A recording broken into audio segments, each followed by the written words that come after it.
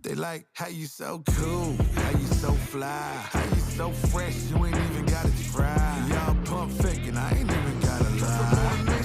Hit them with the hits, game winner switch in. Tonight's game is presented to you in parts by the Frankfurt Eagles. Post 976, they are people helping people. By Day and Genda Funeral Home, proud supporters of high school athletics in Clinton and Carroll County. By the healthy communities of Clinton County, making the healthy choice the easy choice. By the Farmers Bank, where you don't have to be a farmer to be a farmer. Let's grow. By the Willow Creek Barn, providing a picturesque setting for the barn wedding of your dreams. And by Tornado Roofing, specializing in residential and commercial roofing and repair. Good evening, everybody. Welcome to Clinton Prairie High School, where tonight the Gophers welcome the Oracles of Delphi into Clinton Prairie here this evening. Packed house at CP. You're watching our pregame show presented by Health Communities of Clinton County, making the healthy choice the easy choice. My name is Rick Johnston, joined by Jared Thomas, and a packed house on a Friday night. A cold Indiana winter. This just feels right here to start December. It just so happens that we got a bunch of snow up in this area just yesterday, so I'm interested, even as we get to the Keys, I'm interested to see how these teams respond after you get some weather. It's that time of the year. You want to be cozy inside, and we have one brewing tonight between these two teams. We're cozy here in the ISC Sports Network studios. It feels like basketball season. The fall sports have come to a conclusion, and we had a couple high-scoring men on both Delphi and Clinton Prairie tonight as we get ready for the Keys to Victory, brought to you by the Mulberry Telecommunications folks. At the first one, that's the three-point line. This is particularly for Clinton Prairie. One of their losses, their only loss this season, came against Sheridan, where that team hit 10 threes, and one player, Trey Page in particular, hit 6 of those 10. So I look for the Gophers to really guard the three-point line and then shoot it well. They don't do it that great, but if you could get a spark from a couple key players, I think they like their chances. The season average, that's for Delphi, only giving up 40 points per game. Defensively, for Clinton Prairie, they're only giving up 46. So I look at the defensive end for the Oracles to really being a key piece to this game. Then the snow effect, like we just talked about, bouncing back after the snowfall, somewhat unexpected from yesterday, and see what happens by the end of it and see who will be victorious.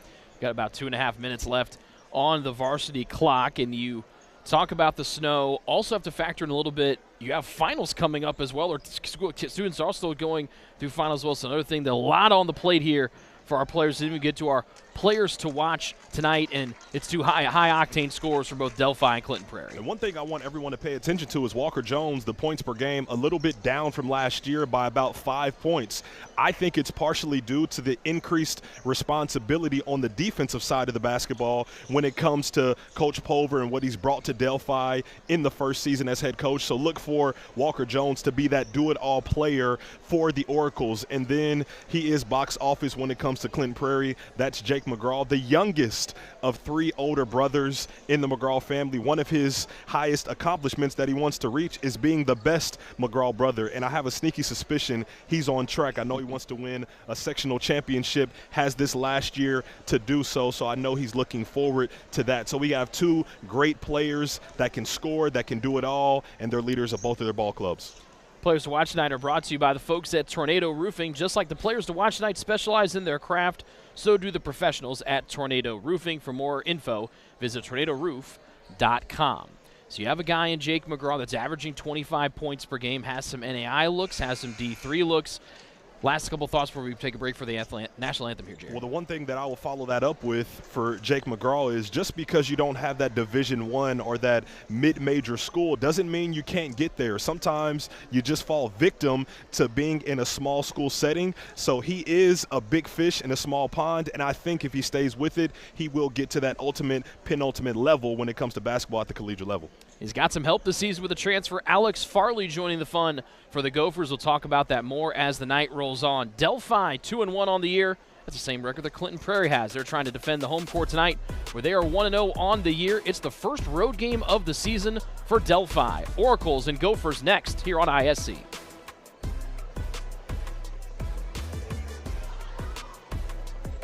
Haven't signed up for Mintel Fiber Optic Internet from Mulberry Telecommunications, then you're missing out. We have various packages to choose from and speeds up to a gig. Not to mention each package includes a Wi-Fi 6 wireless router and access to our Mintel Smart Home app, giving you complete control of your network backed by our award-winning customer service. Go ahead and dance till your heart's content in whatever reality you want, even if it's virtual. Mulberry Telecommunications offering the best gig in town. Sign up today at Mintel.net and experience the Mintel difference. At Day and Genda Funeral Home, we embrace change while staying true to timeless values. Our commitment to putting families first remains steadfast. With up-to-date practices and unwavering compassion, we offer the highest quality of service for your loved ones. Trust to serve your family with a classic commitment in modern times. Day and Genda Funeral Home, putting family first. Former WNBA star Katie Douglas Poe is now the owner of fitness franchises that help people get healthier and more active. And even though she comes from the world of elite athletics, Katie's favorite customers are the ones pursuing modest goals. We're proud to provide her with that same kind of personal support and individual attention to her finances, which is why, when it comes to her banking, Katie is a farmer. The Farmers Bank. Let's grow. This holiday season, Mulberry Telecommunications invites you to bake all the Christmas cookies you can while watching your favorite holiday movies on Mintel TV.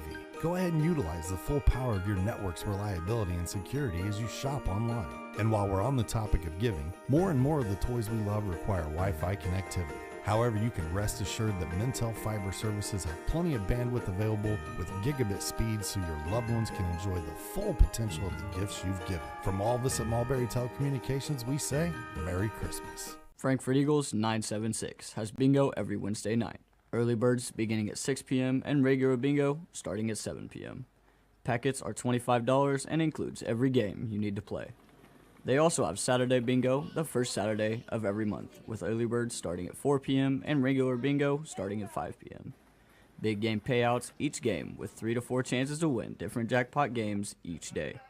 Great for individuals or groups because everyone enjoys winning lots of money. You must be 18 years or older to play. Back here at Clinton Prairie, where tonight it'll be the Delphi Oracles and the Gophers of Clinton Prairie. And here are the starting lineups tonight.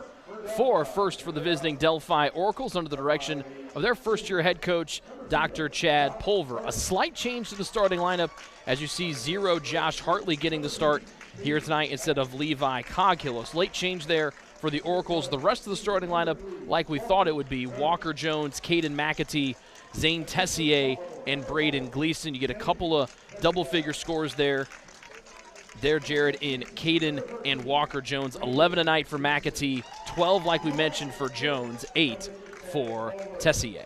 One thing I will also add into the mix, Braden Gleason at 6'3", the tallest in the starting lineup for the Oracles.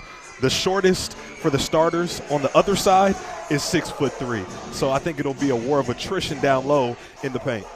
Let's meet the guys on the other side as they cut the lights out of Clinton Prairie. They didn't do this when you and I were playing in when you and I were in high school. This is a much new thing for the kids. Normal starting lineup for the Gophers. Jake McGraw, as we mentioned, 25 a night, the top go-to man for Clinton Prairie, and sixth-year head coach Chad Peckinpah. Ryan Harshbarger, one of the two Harshbarger twins on the Clinton Prairie roster. Different, their cousins, we saw them during the football season. Alex Farley, the transfer from Frankfort, who was the Hot Dogs leading scorer a year ago. Nick Curtin and Hunter Haynes, who go 6'4" and 6'5". So a lot of length out there for Clinton Prairie. You try to go inside earlier for the Gophers and try to expose it. I think that is something that if you're the Gophers, you do have to attack, understanding that if you can sort of establish a different offensive identity that isn't Jake McGraw, it's only going to help you not only just in this game, but as the season goes along. You start peaking to the postseason tournament, and you talk about what you did last year, it was a lack of scoring. And so if you can have that other guy, and it's not just Alex Farley, it's not just Jake McGraw, I think if you're Coach Peckinpah, you like your chances. You mentioned, as Jared mentioned, they're trying to win a sectional title for the first time in a long time. Well, they have a guy on their coaching staff in Russ Doyle who played on that last sectional title team for Clinton Prairie, and achieving that, you hear about it as you go up and down the state. If you can win your sectional, that is a banner-hanging year. It's something that just looms over your head year after year. It goes from generation to generation if you don't get that fixed. So for Clinton Prairie, if you can actually accomplish that, it'll be a breath of fresh air for the coaching staff, for the team. But not only that, it's the community that will be behind them if they're able to accomplish that. The Peckinpah name obviously historic throughout the state of Indiana as we get ready. And our starting lineups are brought to you tonight by Ardente Dental. Healthy smiles start here. Our officials are sponsored by the Farmers Bank. Let's Grow. Tonight it's Joe Bauer, John Finke, and Matthew Boucher. So Nick Curtin and Clinton Prairie in the white. Jumps with Braden Gleason. And a little bit of a fumble off of the opening tap. It'll go to the home team, Clinton Prairie. Packed house here tonight at Clinton Prairie Junior Senior High School.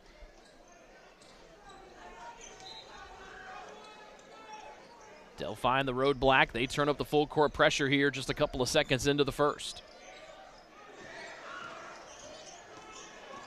McGraw with the ball in his hands.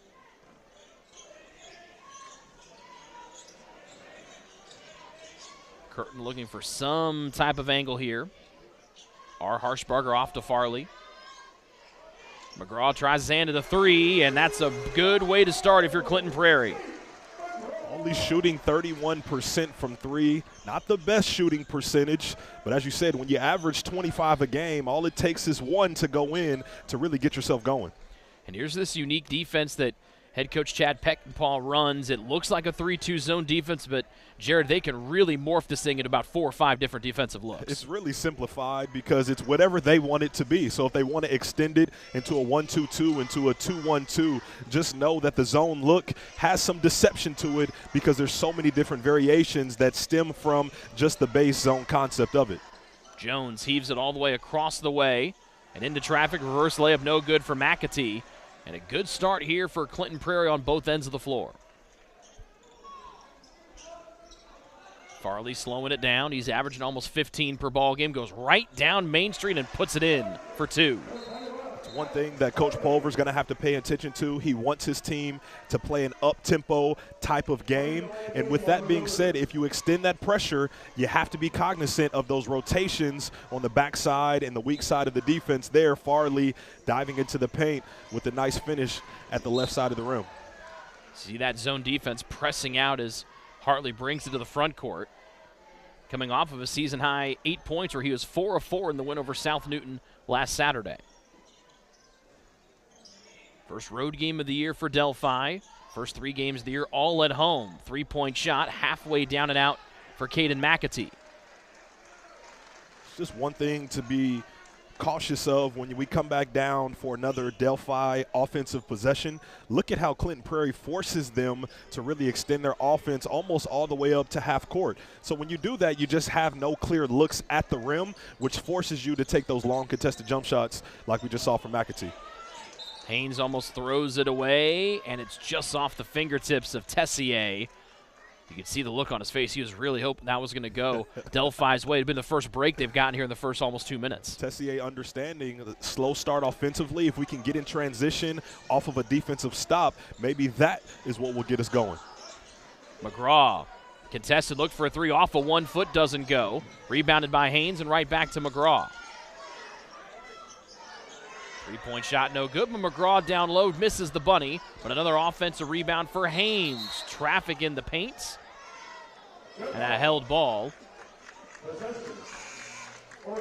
We'll send it back to Delphi. We talk about the size difference. We just saw it there, 2-3 offensive rebounds for the Gophers already, and it's sheer just bigger guys being able to go over the top to extend and get a couple more shots and looks at the rim. Stolen to the backcourt. McGraw goes up for the two-hand flush.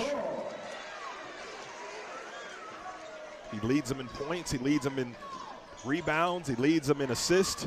McGraw is just the everything for the Gophers. He also was popping the popcorn before the game started tonight. Tessier weaves, lost the handle. He's trapped amongst 3 Gophers, stolen by Farley. Now he's got a foot race. A 1-on-3 hesitation. Glasser doesn't go. He and McGraw try to win a 2-man game. And now McGraw, you can see him holding that left hand a little bit. There's a whole bunch of traffic underneath that hoop. Let's get another look at the steal here from McGraw on the flush. Like we said, a different configuration. Technically a 3-2 zone, but they're extending, full court extended on the trap, and an easy bucket for McGraw. Nice find over to Haynes as he bounced that one block to block. Those are the easy buckets that Haynes and Curtins get just off of that action that they get from McGraw, and Farley just being the benefactor of some of those easy dump-offs for easy finishes at the rim. Delphi bounces this one out of play. They come in averaging almost 16 turnovers per game, and with a bevy of lethal scores for Clinton Prairie, you can't give the Gophers any more free opportunities. So here's McGraw with an early 5, also has an assist or 2 tonight. Down the paint, too strong off the glass. Haynes able to get it off there as he was double teamed. He was the last one to touch it, and it's going back to Delphi. Tonight's game is brought to you by Frankfurt Eagles number 976, serving the community since 1905. With over 900 members locally, Frankfurt Eagles offers something for everyone. For more information on who they are and what they do, visit f.o.e.com or stop by Frankfurt Eagles at 408 North Main Street in Frankfurt. Mid-range jump shot short, off the rebound, in the air. Tessier finishes. That's something that the young guy, only a sophomore, brings to the fold for the Oracles. Someone that Coach Pulver was high on, has a huge upside, and is very active in so many facets of the game. Healthy take there from Haynes. Goes in and gets fouled, draws it there against Gleason. Forcing the reaction from the defense, being strong, that's Haynes. Once again, just being in that corner, that short corner, the nail position. If we're talking about NBA terminology, nice, strong finish at the rim with the and one, the old school way. Weston Brown on for the first time here for Delphi. Haynes 1 for 2 from the line on the young season. And cannot convert on the old school 3-point play. And a double dribble looks like in the backcourt there for Delphi. Another turnover there. And again, Clinton Prairie pressing that defense out near the timeline, but that's a self-inflicted wound there by the Oracles. 100%. Part of the issue for the Oracles so far is there doesn't feel like there's any rhythm to what they're doing offensively. Walking the ball up, not really being decisive with their reads. They need to find a way to kind of mask the issues on the offensive end by somewhat pushing it in transition off of defense. Haynes had a hot hand as of late. Here's Curtin well outside the arc. McGraw lobs it backside, and a one-hand jam for Curtin. It's called an unconventional look that you don't expect to see, and then next thing you know, you see Curtin going up for the big-time flush. Free throw line jumper Missed by Jones. McGraw taps it out. Everything Clinton Prairie's way. Outlet. Oh, what a play. And just missing the roll is Haynes. The Gophers with all the highlights here in the opening quarter. And a wonderful set play that sent Curtin flying to the rafters. You see Curtin was initially bringing the ball up, advanced it up, and then sneakily got to the back of the rim, and a nice dish from Jake McGraw. McGraw almost threw that one with a no-look from the left side of the circle to boot. I think he got excited seeing that his guy was running free, wanted to get it to him as quickly as possible. There's a 3-2 zone look. Delphi went almost the first half of this quarter scoreless. Huge block down low by Curtin, but he might have gotten Keegan Watts on the hip.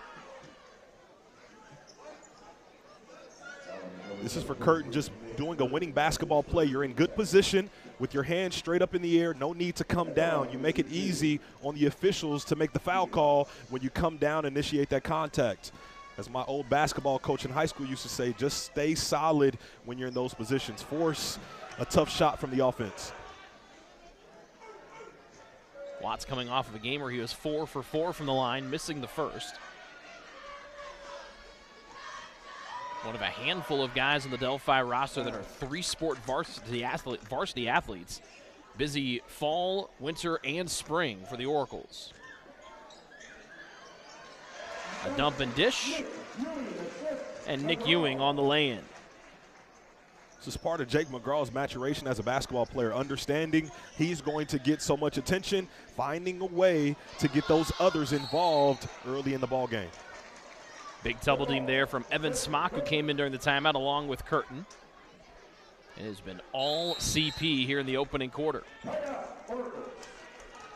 Timeout on the floor. Tonight's game is brought to you by Day and Genda Funeral Home, with locations in Frankfort, Flora, Mulberry, and Rossville.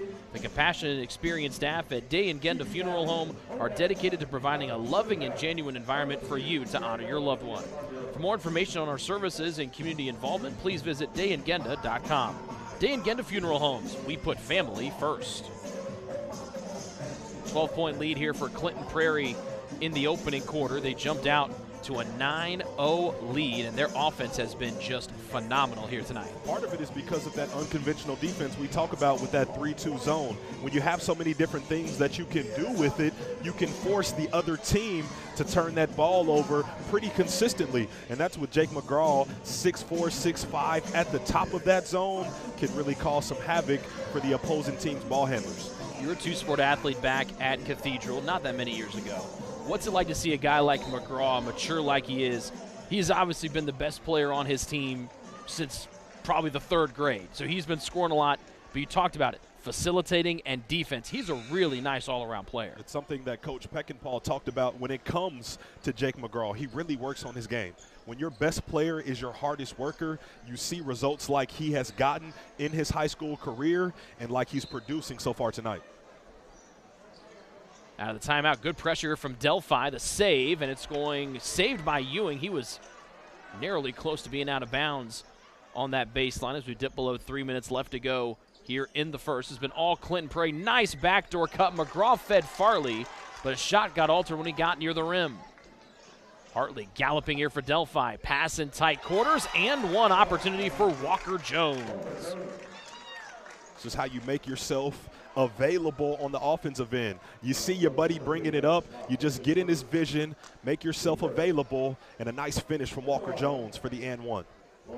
Jones, leading scorer for the Oracles this year, had 18 points earlier this campaign, coming off of his first double-double of the season, 11 points and 11 boards in that 20-point win over South Newton.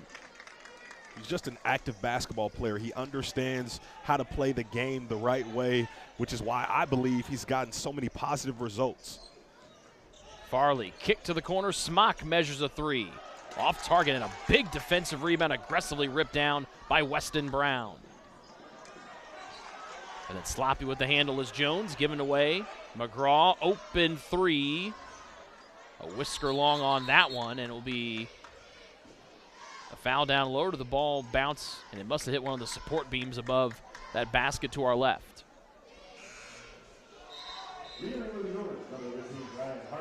So many times at the NBA level, we see almost an anticipation to see if the basketball is actually going to get stuck up there because otherwise it does remain in play. I love how hastily the official was to blow his whistle to get that possession changed over.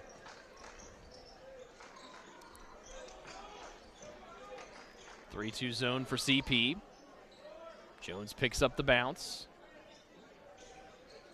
And they were down 9-0. They've been doing a good job to kind of keep themselves within the neighborhood of a comeback here early in the quarters. Clinton Prairie was really threatening to run away and hide. Lob over the zone. Good interception by Ewing, and then a better job to cover it up from would-be Thieves. Smock at the controls for Clinton Prairie. Farley, the former Frankfurt hot dog. Ewing wants the backdoor cut, feeds it through. Smock, extra pass, right wing three, just misses its mark. So it looked to be Ryan Harshbarger missing that one from the right side. Still down by 9 are the Oracles. And a little attack through the middle of the zone by Caden McAtee draws him a 2-shot trip. That's the offense that the Oracles have to do. It's a dribble, it's a kick, and then it's a penetration into the zone. Teams play zone because they want you to chuck a bunch of threes. They want to protect the paint. So if you don't dribble drive, you're bailing the defense out. I like what McAtee there, getting into the teeth of the defense, getting to the foul line. McAtee, the starting quarterback this fall for the Delphi football team. Threw for over 1,400 yards, had 19 touchdowns in 10 games into the Delphi offense on the gridiron.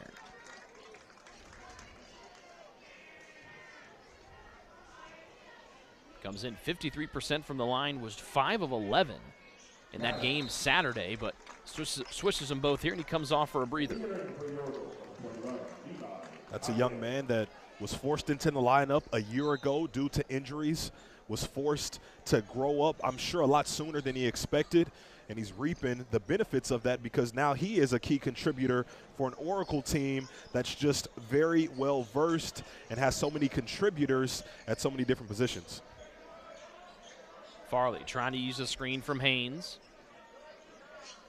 Smock, 3-ball on the way, long, and Jared, we almost got one stuck up there. He was trying to. It was like foreshadowing what we talked about a couple possessions ago. Thankfully here at Clinton Prairie don't really have the shot clock and the game clock too close to the basket to kind of add as that extra barrier that kind of just wedges that ball up there at times. Down by 7, closest Delphi's been in some time. They have had struggle to try to figure out this 3-2 zone defense. Big block down low. Haynes swats it away with the help of Ewing. It's going back to what we said at the beginning, at the top of the broadcast. When it comes to the Gophers and how they shoot it from the three-point line, only 30%. And so they've had a couple of good looks to actually extend this lead, and that inability to knock them down consistently has allowed Delphi to get back in this ballgame. Tessier's 3, a whisker long after a good driving kick from Coghill. Ewing double teamed as we dip below 30 seconds remaining in the opening period.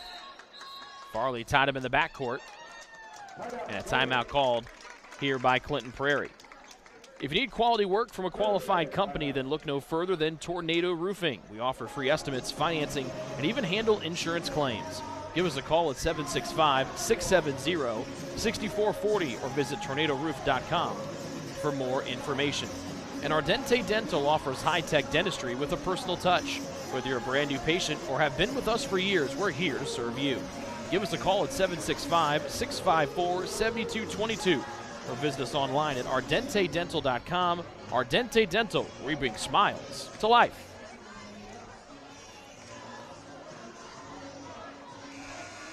So timeout here on the floor for Clinton Prairie.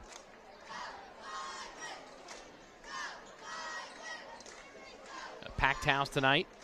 They're playing in their second home game of the year. They get McGraw back on the floor for the final 21.5 seconds of the opening stanza.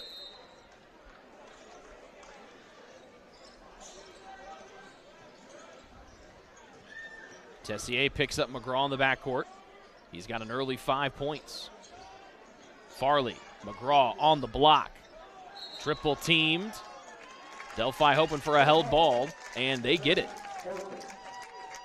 So the alternating possession gives it back to the Oracles, and the visitors have an opportunity for the final first quarter shot.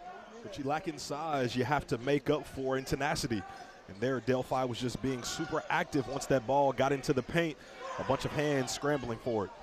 3 no good. Put back up by Hartley doesn't go. And that's how the first quarter comes to a close. It was a 9-0 sprint out of the gate for Clinton Prairie. They lead by 7 after 1 here on the ISC Sports Network. At Tornado Roofing, we provide a complete range of services defined by quality, innovation, and expertise. We offer free estimates, have financing available, and handle insurance claims. Tornado Roofing is more than a name. It's a family-owned and operated business known for its committed customer service and expectation of going beyond our clients' needs. Our work is backed by a customer satisfaction guarantee to provide you with peace of mind. For more information, visit tornadoroof.com or call 670-6440. At Tornado Roofing, we believe in putting a strong roof over your head. For almost 20 years, healthy communities of Clinton County remain committed to the community by offering programs geared toward a healthier tomorrow. With focus on overall health, mental health, substance abuse disorders, and reducing teen pregnancy, the goal is to make the healthy choice the easy choice. For more information, visit healthyclintoncounty.org. Rick and Jared here with you. First quarter goes the way of Clinton Prairie. They lead 15-8. What changes would you like to see Delphi make here in the second quarter? Well, as I was looking over my notes for the game, Clinton Prairie is very well on their way to hit their season averages when it comes to offensive points per game and what they give up defensively. 63 offensive points, only giving up 46. They're on par if they keep up this pace to only give up 32 points. That's a feisty defensive effort. So that tells me that Delphi hasn't really done anything to force any type of reaction from Clinton Prairie. So they have to find a way to get in transition more to force that defense to pick up a little bit more full court-wise if you're looking at this game from the Oracle standpoint. Getting Clinton Prairie to get back in transition, get some more easy buckets, get yourself to cut into this lead a little bit more. McGraw and Clinton Prairie start with the ball. He had a game-high 5 points in the opening quarter. Curtin had the highlight play, 23 and white, that one-handed alley-oop dunk from McGraw. They tried to run it on the opposite side of the floor. Instead, they kicked to Farley, whose three's right down the hatch. That's the look. Once you get into the paint and you get it to a shooter, you just have to knock it down. And a shooting foul coming here for Delphi as they attack aggressively on the other end. That was a nifty move from Tessier. Watch the behind the back. Didn't even have to put it on the ground. Now we see why Coach Pulver is so high on Tessier. And being a young guy, the sophomore is crafty when it comes to the basketball being in his hands. Last game, 6 points, 4 rebounds, 4 assists, 4 steals. That is back-to-back games for the sophomore Zane Tessier with 4 assists and 4 steals. We talked about McGraw doing a little bit of everything. Tessier, the same thing for Delphi. So 2 free throws don't go the way of Delphi as they trail by a game-high 10 here early on in the second. Delphi tried to front the post. McGraw ripped it away, and he laid it in for an easy deuce. The one thing with Jake McGraw being at 6'5", there's so many things that he can do. We've seen him bring the ball up as the Oracles are able to punch one in from point-blank range. We've seen him get into the mid-post. We've seen him be down low. That's the versatility that he has with the height that he brings to the game. And then once he gets that jump shot going, I think he'll be better for it because now you're not limited in what you can bring to the table. McGraw tied up by Tessier. A lob to Farley. Delphi going to the zone. Big block meeting Curtin at the summit was Braden Gleason. At 6'3", you make your presence known by crashing the glass and getting big-time blocks like that. I like that effort from Gleason, although he's outmatched down low, showing it in his heart and his ability to go up top and send it back. Big Hoosier-Heartland Conference matchup of the night. McGraw off the inbound. Good look there at 3, just a whisker too much. The offense room and another one here for Haynes. Mid-range. Farley doesn't go. Still loose on the floor. Pesky Tessier picks it up for the Oracles. Jones out and running, and he draws a foul on the floor.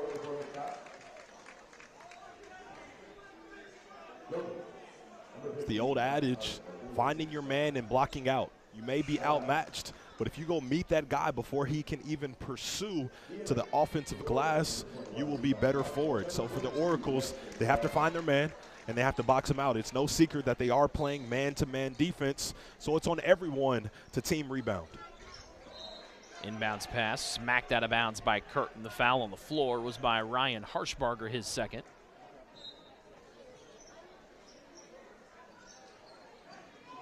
Tracking that one down is Hartley. Jones trying to find a slither of space that goes right at 4 Gopher defenders and finishes with the offhand. Rick, that's that dribble penetration that I talked about in that first quarter. Sometimes it's about getting into the teeth of the defense, getting to the rim, or dishing it to the open guy. McGraw threaded the needle. Nice pass stolen, out and running Hartley, and he beats the defender to the other end.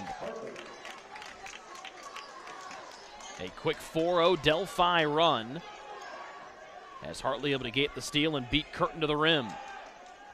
Farley dancing with Jones, attacks. He got into the air, and that's going to go back to Delphi, and a switch has been flipped for the fellas in the black and gold jerseys. It starts on the defensive side of the basketball, or I should say the defensive side of the floor. Making a commitment to say, okay, we started slow offensively. Let's find a way to get back into this ball game. And how you do that is what we just saw these last couple of possessions. A 6-0 run here for Delphi as they've cut their deficit down to 2 possessions, the closest they've been since falling behind 9-0 out of the gate. Jones on the edge against this 3-2 Clinton Prairie zone. At the elbow, Jones attacks, and he's going to the line for a pair.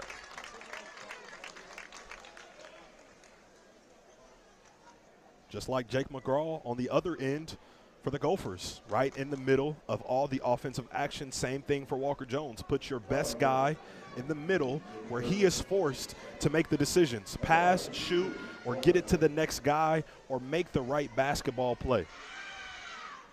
Curtin with the foul.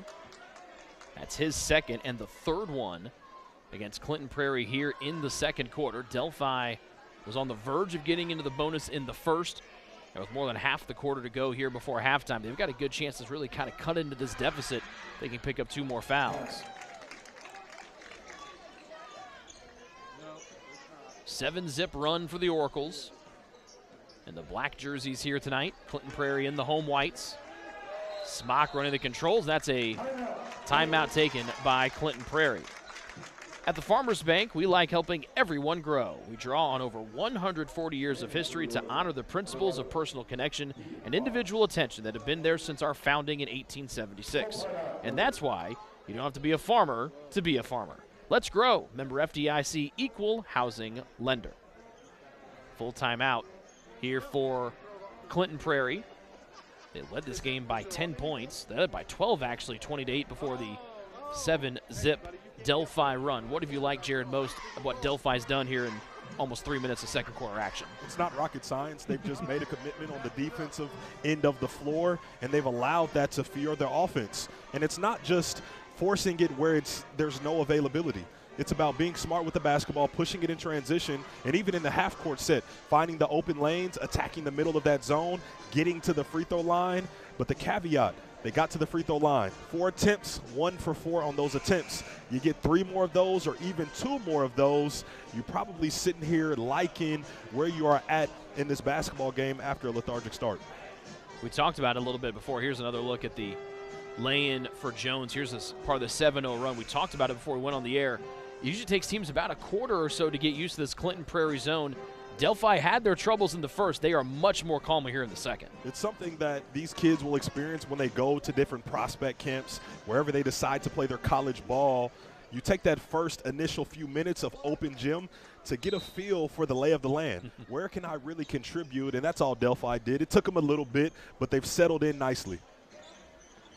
A little bit of a scoring drought the last couple of moments here for McGraw and Clinton Prairie. They've led the entire way, but Delphi playing much better here the last couple of minutes. Curtin from the right side turns, fires, and a pretty jumper for Nick Curtin. guy that only averages 4 points per game. That sure looked like a pretty turnaround. Curtin on the steal. They lose McGraw. That's trouble, and he makes them pay with a triple. That's the backbreaker. You create a lead, you hit your open shots, and now you force a heightened sense of urgency if you're Delphi. McGraw with the steal, hammered, and a flex. Draws the foul on Caden McAtee, and McGraw. We talked about Delphi flipping a switch. Well, McGraw is shining bright here on the home floor. We talk about Clinton Prairie hitting their open threes. They can create off the dribble. It's what they can do right here, making those three-point attempts. They don't have to make all of them, but they have to be effective. And then when you can make one, you feel good, extend the defense, and then you flex on them after you get the steal and the bucket. 7 points in the second quarter, and now 8 for the spectacular Jake McGraw. And after Delphi went on a 7-0 run, big run here for CP. Ewing with the swat there for the Gophers. And after a 7-0 Delphi run, it's been 8 straight for Clinton Prairie. A lot of them coming from that guy, McGraw. That's a second miss that was straight on but short. Jones dancing and bobbing. Tessier attacks, a jump stop, got his man in the air, and he'll go to the line. That's a tough one for Clinton Prairie to take. That's the third on Nick Curtin.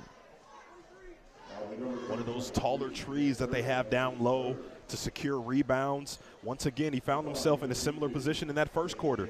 You're in good position. No need to come down and get yourself in foul trouble picking up your third.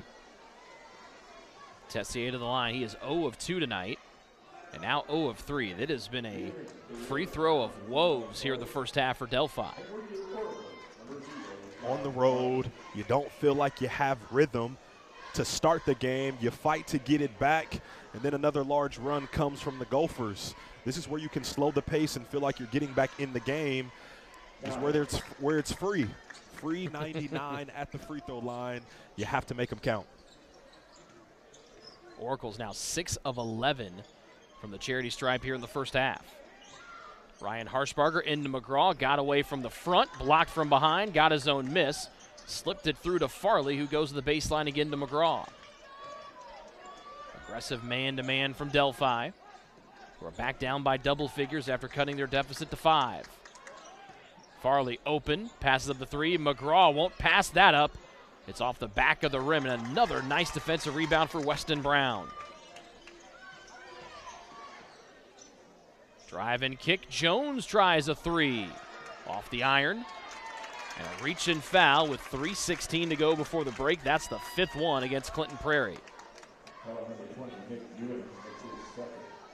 Some nice minutes from the 6'5 freshman Weston Brown, coming in and just doing his job, crashing the boards on both ends of the floor, and finds himself with the opportunity to cash in a couple. The youngster, the tallest player, or second tallest player on the Delphi roster. That's got to be a calming influence for Chad Pulver, the head coach, seeing Brown knock down the 2 free throws here after his team has struggled from the line here in the first.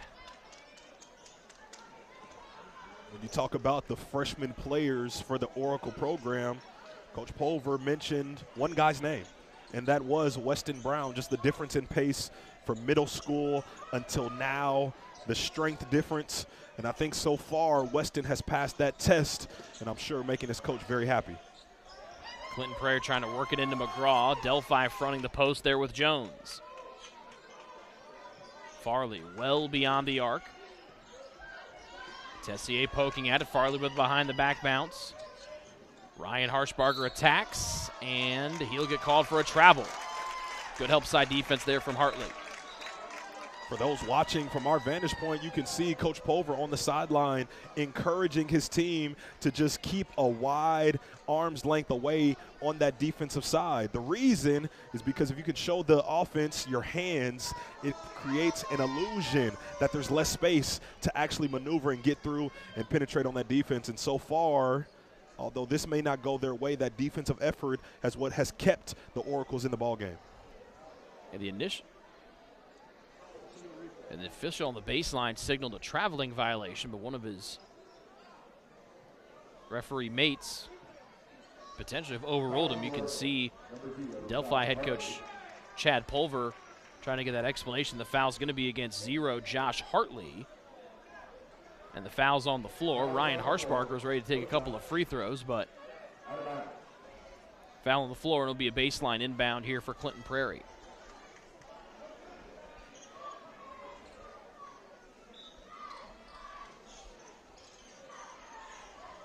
Harshbarger, a lob to McGraw. Turnaround in traffic, and another one left short from CP's top scorer. Jones attacks the zone. Nice touch pass. Just missing the layup was Brown off the feed from Hartley.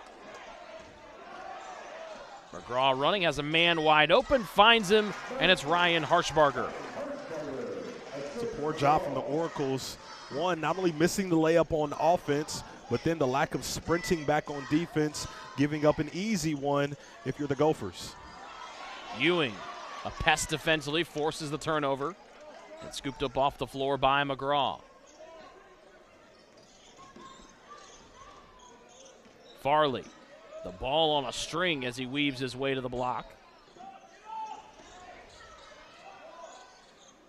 Harshbarger well outside the arc. He's taken the second most threes for Clinton Prairie this season. Tessier poking. Now switches on Farley. Harshbarger lets her fly and cans it.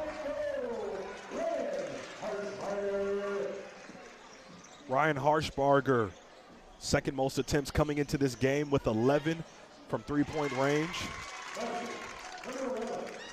Another bucket for Delphi, but Harshbarger shooting it a team's best at 36%. The big guy can stretch the floor with his ability to knock it down from deep. Attacking the rim, another block from behind there by Delphi. Walker Jones and Gleason turn the shot away. Tessier thought about the transition three, pirouettes, lefty three, Watts. Misses everything except the hands of McGraw. Less than a minute to go before halftime. McGraw with a head of steam goes up, couldn't get the bounce. But he's going to the line after the foul on Jones. Truly the strength of McGraw's game. It's to get into the paint, tough finishes over the top, almost gets that one to go for another potential and one. But once again, showing the full arsenal that he has and what he can do on the basketball court.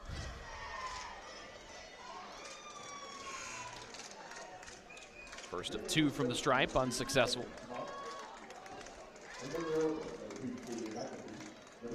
Both these teams coming in 0-1 in Hoosier Heartland Conference play.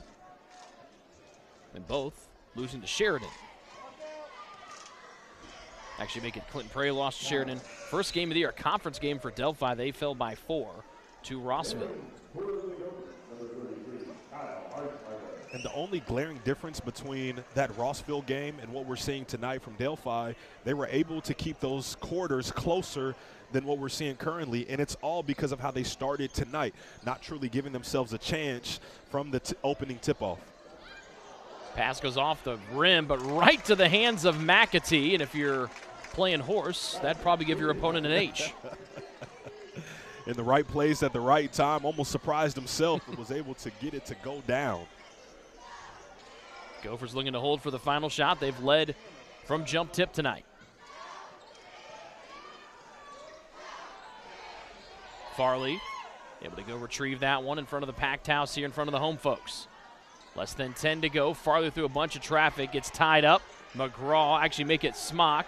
Far side Ewing doesn't see how much time is left, and that's how the first half comes to a close. Clinton Prairie got pressured here in the second quarter. It's been Delphi's best quarter all season, but the Gophers still able to flex their muscles. That's exactly right. It was 2 runs in that last part of that second quarter. 8-0 run and then a 5-0 run. And that's exactly what extended this lead and ballooned it to 12. We're back with more next. You're watching ISC.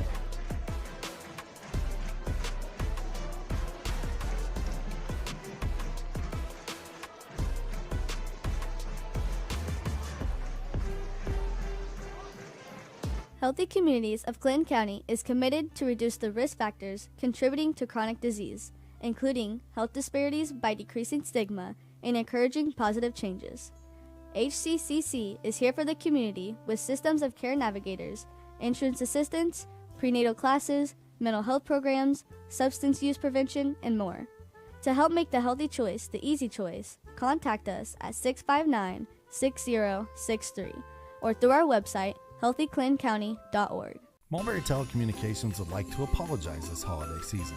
You see, we may have made our fiber optic internet too fast and too reliable, which isn't really a problem for any of our members. However, we fear that once Santa stops at a home in a Mintel fiberhood for milk and cookies, and he finds out that he can binge watch and stream all of his holiday favorites over gigabit speeds with no buffering, well, the only thing slow this holiday season might just be Santa. For more information on our fiber internet packages or Mintel services, visit mintel.net. Welcome to the Willow Creek Barn, where nature's beauty meets rustic elegance. From the moment you arrive on the property, you'll notice every detail is finely crafted to provide you with the dream wedding you've always dreamt about. From carriage and trolley rides to breathtaking aerial views via our hot air balloon, the Willow Creek Barn offers unforgettable moments that will last you a lifetime. For more information about our packages and availability, visit thewillowcreekbarn.com. Davis Comfort Solutions. At Davis Comfort Solutions Heating and Cooling, the name says it all. Davis Comfort Solutions will keep you comfortable all season long with 2 locations, Fowler and Colfax. They service most of central Indiana. We've got the air necessities, great service and efficiencies, bringing peace and comfort to your life. DavisComfortSolutions.com. At half, it is all Clinton Prairie leading by 12, 34-22 against Delphi here in both teams' second game of Hoosier Heartland Conference play here this season. As our halftime show brought to you by Dave and Genta Funeral Home, putting family first. Rick and Jared here with you. 9-0 for Clinton Prairie is like a runaway freight train. Delphi comes back with a 7-0 run. They make it 20-15. Clinton Prairie timeout. They answer with an 8-0 run, and they're back to a comfortable double-figure lead. It's been the story of how to go on a run and how to be effective in that. So for Delphi, I don't think they've played bad. I just think in the times where they haven't been productive, that's where Clinton Prairie has taken advantage the most. And that truly, unfortunately, for the Oracles, that's when they've been at their most disadvantaged self in this ball game. So you look for them to just play consistently more efficient in their efforts throughout the entirety of the second half. We saw Jake McGraw lived up to all of the billing at different times there in the first half, and when he needed to make sure that Clinton Prairie's lead was a little bit more comfortable, he did that. He was the key cog in that 8-0 run that ballooned the lead back out to double figures in the second. We talk about your best player being your hardest worker, but sometimes it's your best player filling in the gap wherever it's needed. If it's down low on the block, if it's in the high post, if it's bringing the ball up, if it's the top of the defense in this 3-2 unconventional zone defense that they play, he's just that guy, and he's done it his whole career, and he's doing it tonight. For Delphi, under the direction of first-year head coach Dr. Chad Pulver, who comes over from Rensselaer Central, another Hoosier Heartland Conference team. What do you think is going on in the Delphi locker room right now? They had some signs, really good signs there in the second, just couldn't really stretch it out for the length of it. I think their defense has been stellar.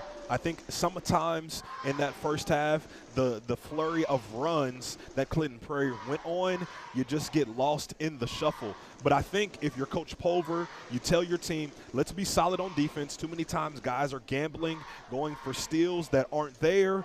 And on offense, let's try and get into the paint a little bit more. Get to the free throw line, actually hit our free throws, and then when we're looking to that three-point line, let's drive and kick, get it to the open man. Yeah, you mentioned the missed free throws, 5 of them in the entire first half, and they went 1 for 4. You mentioned during the second quarter, there was that key stretch that was both before they won on the 7-0 run, during it. It could have been a one-possession game if they would have made just 1 or 2 of those, not all 3 in that second quarter. It's been a struggle from the stripe tonight. Absolutely. You talk about missing 5 free throws. Imagine if they hit just 3 more of those. Let's say they only missed 2. This is under 10 deficit at halftime. Feels a lot more manageable coming out in the second half. But all that behind you, erase what happened in that first half. Let's get off to a better start in this third quarter, and let's see where it gets us. 12-point lead for Clinton Prairie at the half against Delphi. Both teams trying to pick up not only their third win of the season, but also their first win in Hoosier Heartland Conference play. We're back with more next. You're watching high school basketball on the ISC Sports Network.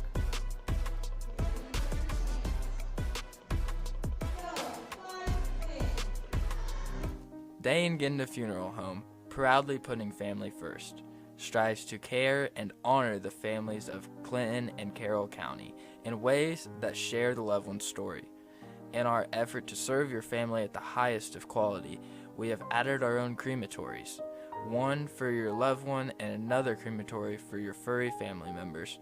Contact us for information on how we can serve your family. Day and Ginda Funeral Home, putting family first. At Mulberry Telecommunications, it doesn't matter whether you play from home, learn from home, or work from home. We have you covered with fiber-fast internet. Whether you video chat to stay connected with friends and family, or operate a small business, you can do so with the reliability that Mulberry Telecommunications fiber internet provides. From streaming video to regular web surfing, the possibilities really are endless. And that's a reason for all of us to celebrate. Packages start at just $49.95. Visit mintel.net to sign up today. Former WNBA star Katie Douglas Poe is now the owner of fitness franchises that help people get healthier and more active. And even though she comes from the world of elite athletics, Katie's favorite customers are the ones pursuing modest goals. We're proud to provide her with that same kind of personal support and individual attention to her finances, which is why, when it comes to her banking, Katie is a farmer. The Farmers Bank. Let's grow. Packed house at Clinton Prairie tonight. They've had a lot to cheer about with the home team out front by 12 here at halftime against Delphi. We talked about him, Jared, in the first half. We talked about the pregame. We talked about him a lot, rightfully so, when you average 25 points a game. Jake McGraw was nothing short of spectacular in the first half, pouring in 14. One of the most impressive parts of his game, as we're going to go on a Jake McGraw highlight reel of everything that he can do on the basketball court, is last year. He entered into the 1,000-point club in December. The season wasn't even halfway over before he reached that mark. As a junior, that's just super impressive. We're seeing so many things that he can do, but I think this is the part that he has to continue to focus on. It's shooting that jump shot and shooting the three from what we've seen in basketball and how it's advanced, especially when we talk about extending the court and what you're able to do from three-point land. But dishing the ball to other players, getting the others involved. I go back to the first game against Frankfort this season, 28, 11 rebounds, 4 assists, and 7 steals. The man was flirting with a quadruple double and what he was able to do and impact in so many different areas. And there's no difference in his performance tonight, finding so many of his teammates, and then his teammates taking that onus and actually getting those buckets to go down. When you factor in not only his points, but his assists. You saw just 5 of them there, right there. He's accounted for over a half of the entire point total from Clinton Prairie, whether scoring or assisting. You go back to a year ago when they played Lafayette Central Catholic in the sectionals, and you say, well, what happened? You lose 49-32.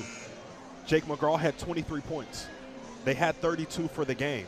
And so that's where I start to get into who are the other guys that are going to step up. One, they have to make shots, and it's on Jake McGraw. If you're going to be that figurehead for this program, it's about you making the right decision, and I think so far he's doing that. Those highlights are brought to you by Mintel Fiber Fast. The halftime highlights brought to you by our friends at Mintel. Both teams back on the floor, ready to go for the second half. When we come back, you're watching the Dave and Genda halftime show, putting family first. Second half coming up next, here from Clinton Prairie on ISC. Some see a student athlete working on a shot. We see a powerful lesson in persistence. Some see a student preparing for success on an exam. We see a student athlete preparing for success in life. Proud to keep education in front of athletics since 1903. I brought you a present. Follow the adventures of the Ardente Dental team as they fight cavities, gum disease, and create beautiful, healthy smiles. Inconceivable! Hello, my name is Dr. Snyder. You cause cavities. Prepare to die. Inconceivable! To make your smile look straight and fine, our braces per month are just $1.99. Inconceivable! You keep using that word, I do not think it means what you think it means. Have fun at Ardente Dental. Welcome to Trinity Hope Center. Here we are actively engaged in our recovery community with a multitude of activities including peer recovery coaching, a full computer lab, grief groups, relapse prevention, pre- and postnatal support group, educational workshops for family members with addicted loved ones, expungent workshops, parent cafes, Saturday pro-social activities, recovery walk club, book club, and even video game nights. For more information, give us a call at 765-250-1845. At Day and Genda Funeral Home, we embrace change while staying true to timeless values. Our commitment to putting families first remains steadfast. With up-to-date practices and unwavering compassion, we offer the highest quality of service for your loved ones. Trust to serve your family with a classic commitment in modern times. Day and Genda Funeral Home, putting family first. Let us be the first to welcome you to the Fiberhood. Mintel Fiber Optic Services offer super fast, reliable internet with gigabit speeds, streaming TV packages, and voice solutions. Sign up today at www.mintel.net. That's MINTEL.net. Or call 765-296-2885 for more information. This is the Day and Genda Funeral Home halftime show. Both teams coming back onto the floor. Jared, what would you like to see Delphi change up here to try to cut into this 12-point hole as we start the third? It's Walker Jones. Coach Pulver talks about him being that calming presence on the court for everyone else, but he has to be assertive. When I talk about getting into the paint, getting easy finishes, kicking it out, I look at Walker Jones. He has to be the one that leads the charge. Starters back on the floor for both teams. It'll be Delphi ball to start. They're attacking the goal to our left. And now it's more of a 1-3-1 zone look here for Clinton Prairie. Again, they can throw about 4 or 5 different defenses at you in the blink of an eye. Delphi with a step through, kick, contested three, McAtee. Just a little bit off, but a good hustle there for the offensive board. Lob to the block in traffic, getting his own miss, and shot blocked from behind on the attempt from Gleason. McGraw out and running. Quadruple team, dribbled behind his back, and then trying to knock the ball away was Hartley, but he came in and smacked McGraw on the arm and maybe a little bit upstairs as well. McGraw has been paying a hefty price each time he's gotten into the paint. It's been physical down there as we see him taking another whack to the head. It was his hand in that first half, but the toughness on full display. You can see him stretching out that left hand a little bit on the side of his jersey. That's the hand that Jared was mentioning, got a little banged up there back in the first half. Curtin spinning on the baseline, had the highlight reel dunk in the first. McGraw on the kick out. First possession of the third quarter for Prairie, Clinton Prairie, and driving to the rim is McGraw. Still favoring that left hand a little bit. Sometimes when you get into that zone, you zone out all of those things that may be ailing you. Obviously, it's clear that left hand is bothering Jake McGraw, but it's not impeding him getting to the rim. 15 now for McGraw. He's taken the majority of the free throws tonight. All but one of the Gopher free throws have come from 4 and white. And he's 4 of 5 from the stripe this season. Came in shooting 10 of 17 from the line. Nice cut and a finish on the other end. Walker Jones, Jared, just like you mentioned. And that was also Braden Gleason sealing off that defender, clearing the path for Walker Jones to get the nice finish. First points of the half for the Oracles. Jones with the team high 9. Ryan Harshbarger card at the top of the key, and then he turns it over. Tessier picking up the loose change, thinks about going end to end. Oh, pretty reverse layup for Tessier. The craftsmanship that he has when he's probing as an offensive ball handler, going behind the back, acrobatic finishes, I'm impressed. Averages 8 per night. McGraw trying to take Tessier to the rack. Kick out to Farley's three is nothing but net. Almost 16 points per game, right behind Jake McGraw by 9 points, as the other scorer didn't do much in that first half, but Farley making his presence known in the second half. Tessier goes in, had the man in the air, but Curtin still able to block that shot. Here's a look at the Farley three. Definitely would have been good from college range, sort of creeping back to that NBA range as well. Farley showing off the distance on that three ball. Jones was a corner three, and he hits.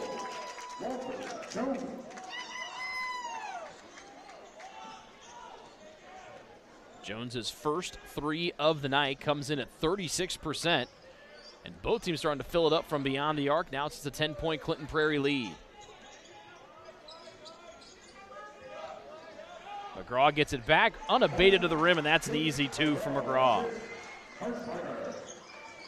Each time the Oracles answer with a run of their own, Clinton Prairie somehow finds a way to answer that call, just showing how much of a complete team they truly are. Ryan Harshbarger missed the layup, and he was still out of bounds when he touched the ball on the baseline. And so Delphi gets the break as they trail here by 12. Matching their halftime deficit. They've trailed by as many as 13 here tonight. McAtee was double teamed, but he's so far on that sideline, Jared, that sideline acted like an extra defender. Timeout here for Delphi. It'll be a 30-second timeout. Tonight's game is brought to you by Sandra Myers Law, dedicated to providing top-notch legal services to clients in Tippecanoe County and surrounding areas. Call 838-8700 to schedule a free consultation today. 12-point deficit here. Delphi calls that 30-second stoppage. Again, just a couple of little lapses here and there, but Clinton Prairie's taken those little bits and they've blown them up into really, really important spots. And we talk so much about what McGraw has done, and rightfully so, but I think it's been the other guys that have stepped up as well. Farley hits a three in the second half. It was Nick Curtin and sometimes the other guys stepping up with finishes at the rim. Curtin had the dunk, and even I look at Hunter Haynes, got 4 points in that first quarter. This is the type of effort that the Gophers need the rest of the season. They can't just all fall on McGraw's shoulders. They're broad enough to carry that, but sometimes it's nice to get that breath of fresh air from some of the other guys, and that's what is contributing to this 12-point lead. Gopher ball out of the timeout. Here's Farley, hit a three down last time down the floor. McGraw over the shorter defender, skips off the rim, has struggled a little bit from three-point range tonight. And here's Walker Jones. Had a nice third quarter for Delphi. Stop and pop doesn't go. Tap up doesn't drop, but cleaning up the glass, just rolling off the rim on the attempt there was Hartley. And McGraw with the rebound, out and running a 2-on-1 for Clinton Prairie. Then Haynes has it go through the mitts, and that's going right back to the Oracles. Well, that was a breakneck pace for about 15 seconds. Keeps you on the edge of your seat. It's been a couple of times at the rim in this third quarter. It was Braden Gleason, and then it was Josh Hartley, point-blank range. I thought Gleason in that early parts of that third quarter could have went up immediately. Instead, elected to pump fake, didn't get it to go. And then we saw there Josh Hartley a couple of possessions ago missing the easy layup. And so those are just small opportunities that you would like to see go your way if you're the Oracles. 2-on-1 after Hartley got the steal. McGraw was the only one back, and then came up there and was able to deter the shot. Jones, circle three, doesn't go. Almost got her on the bounce. And there's Haynes. You talked about him earlier, Jared, just a few moments ago. Haynes along with Curtin, but Haynes has been a real menace on the glass tonight for Clinton Prairie. 5 rebounds a game, and ironically, doesn't even lead the team in rebounding. That would be someone by the name of Jake McGraw, something that we've said synonymous with anything Clinton Prairie. But back to Haynes, it's mastering the role that you have on your team. And for Haynes, it's crashing the glass, and he's putting on a masterpiece tonight. Offense has been at a standstill here after we had a flurry just a couple of minutes ago, but it remains that comfortable 12-point lead for Clinton Prairie, same as it was at halftime. McGraw slithering his way in, couldn't get it to go, and the rebound is Walker Jones's of Delphi. Far side, McAtee passed up a three. One of the Clinton Prairie players lost his shoe. That is Kyle Harshbarger, who lost his sneaker. And a foul on the play. It's against McGraw, first on him. And after Clinton Prairie racked up a bunch of fouls in that first half, that's their first one here in the third. Playing defense without fouling. You can't totally avoid it, but if you can ride that fine line and getting that whistle to go in your favor, like Clinton Prairie has done so far in this quarter, you like to feel like you're in control of the basketball game like the Gophers have been. Jones is 2 of 3 from the line tonight, but it's been a struggle there for Delphi. They are 8 of 13 overall, as Jones misses that one with one more to come. I have a sneaky suspicion, understanding the body of work off the court that Coach Pulver does, something that psychologically is going to be on his mind is how he gets his team to finish some of those point-blank attempts and also those easy free throws that they've gotten constantly throughout tonight's game. Jones's second one is through. Yes, Dr. Chad Pulver, a psychologist, still in private practice, said he was in school until he was the age of 30, and it made a shiver go up my spine thinking of being in school that long. Walker Jones had the offensive board, couldn't get her to go. Volleyballed around, out of bounds. It sticks here with Delphi. The Oracles also practice 2 to 3 times a week at 5:30 in the morning. Another time in our conversation with Dr. Pulver that sent a shiver up my spine. But he said it works. He explained that, you know, it gives the boys the afternoon to do all their homework. He said they're actually more focused in the morning than they are in the afternoon after getting wound up all day at school. You talk about shivers being sent up your spine. I'm getting shivers thinking about early morning workouts and school. Something that Dr. Pulver brought with him from Rensselaer Central. He said the first week or so, the boys at Delphi might not have been bought in, but, you know, after week 2, they found the positives of it, and Weston Brown able to glass that one in right there. Well, it's simple. When it's not up for negotiation, at some point in time, you get used to it. Timeout on the floor, full timeout for Clinton Prairie. Tonight's game is brought to you by Frankfurt Eagles number 976, serving the community since 1905. With over 900 members locally, Frankfurt Eagles offers something for everyone. For more information on who they are and what they do, visit f.o.e.com or stop by Frankfurt Eagles at 408 North Main Street in Frankfurt. I love what you said about Chad Pulver and what he's brought into this program. First season as head coach, you already mentioned him being at Rensselaer Central, but I think it was Chip Dale involving some of the kids into the hiring process. And it was him saying that the kids gravitated toward Pulver. So it's no question and there's no surprise the results that he's gotten so early into the season. When you get that buy-in early on, it helps to right that ship as you get going in the season. And that's what he said, too. It's a lot of trying to implement your system, but also work with the folks that you have and trying to, you know, get to know everybody. They talked about how, you know, they went and played in a tournament over the summer in a shootout, and then they went to an amusement park of just trying to get to know each other away from basketball. And they're starting to see that here. Only just 3 games in the season, but that'll get more and more familiar, particularly with a lot of these teams playing those holiday tournaments here in a couple of weeks. They're going to get to know each other pretty well over the next couple of weeks. That's one thing that doesn't get talked about enough, how you merge a team with new players and then with a new coach. You have to merge all of those personalities together, have to get buy-in, and you have to do it quickly while also allowing them to still remain and be kids. Clinton Prairie out of the full timeout. They've been stuck on this 41 number for a while. McGraw trying to change that. He was the big stalwart back in the first half. Out to Ryan Harshbarger, and he's wide open for a triple. As you said, they were stuck on that 41 for so long. You would like to see the Oracles really penetrate into that lead or that deficit from their vantage point a little more.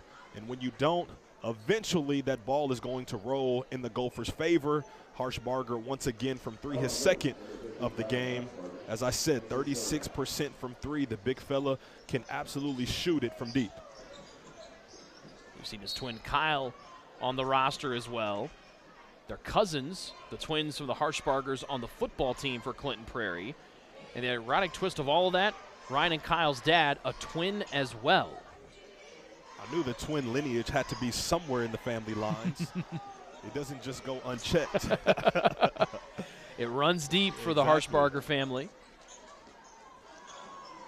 Trying to go sideline to sideline, intercepted and deflected. McGraw runs into traffic near center court. And Weston Brown, the guilty party, here for Delphi. 4th one on the Oracles here in quarter number 3.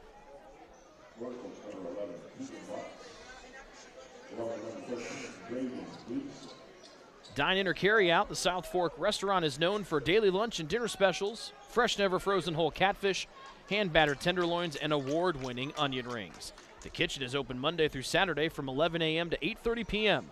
Join us at 105 South Glick Street in Mulberry, Indiana, or visit southforkpub.com for our latest menu options. South Fork hopping across the street from us tonight here in downtown Mulberry on a beautiful Friday evening. McGraw's 3 doesn't go. So he's missed 3 straight tries from beyond the arc. Hartley, the starting point guard, leading Tessier on the baseline. Nice extra pass, and Jones is there to finish. Delphi doing a nice job of playing on a string with one another. When someone drives baseline, here comes the cutter, getting to that nail position on the other side of the rim. And as we saw there, Jones getting an easy finish once again. Top 2 scores finding Joe. Nice feed, McGraw down low, and Harshbarger finishes from 2-point range this time.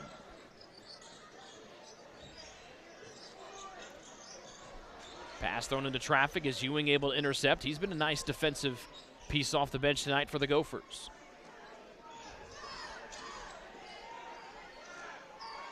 McGraw with a game-high 18 points. Has had a hand when you include his 6 or 7 assists to over 30 points tonight for the Gophers out of their 46. Ryan Harshbarger goes bowling his way to the rim. Draws the foul. We'll see if they called it on the floor or in the act of shooting. This is a Clinton Prairie team from a year ago, started 6-0, suffered their first 2 losses, then ran the rest of the way and lost their final 2 games, finished 18-4, fell short in that sectional to Lafayette Central Catholic. So when you take a retroactive assessment of what you did from a season ago, you started fast, hit a low, got back going, and then hit another low to finish the season. And truthfully, what we're seeing tonight is what can get them over that low hump. And that's multiple guys stepping up, not named Jake McGraw. Ryan Harshbarger being one of those players and key contributors for the Gophers. Ryan's got 8 of his 12 points all here. Or 7 of his 8 points, here in the 3rd quarter. Brown dumps off. Hartley puts it in and gets fouled. It's been a nice adjustment from Coach Pulver. When the ball is on one side of the floor, it's been the intention of the opposite wing to cut to the rim for the guy with the basketball in the middle of the defense to find you. So many times they've done that in this half, and it's allowed them to get easy buckets via layups and also nice finishes at the free throw line. Free throws continue for Delphi, but unable to handle the rebound is Haynes. So it stays here with the Oracles with about a minute left to go here in the 3rd. We're coming up to the part of the game, the end of this quarter, and the first 4 to 4.5 minutes of this 4th quarter, Delphi has to put on a serious run to really try and make a crack at getting this win in the W column. Watts down low to Jones off the feed from Hartley. Couldn't go. Brown was there, but Jones comes out of the scrum with the offensive rebound for Delphi. Nice touch pass. Reverse layup, a hair too strong from Tessier. 50 seconds left with Alex Farley at the controls. Curtin to Haynes. Clinton Prairie more than happy to burn the final 30-plus seconds of this 3rd stanza. Their lead's at 12, right where it was at halftime. This is where that pressure for the Oracles should extend even more, just like we're seeing there. Watts with the steal, uncontested layup is good for Keegan Watts off the bench. No Jake McGraw on the floor. You understand that next ball handler not as efficient, and the Oracles taking advantage. To a 10-point deficit, what does Clinton Prairie have for the final play of the 3rd? Farley's been good from 3 tonight, dancing.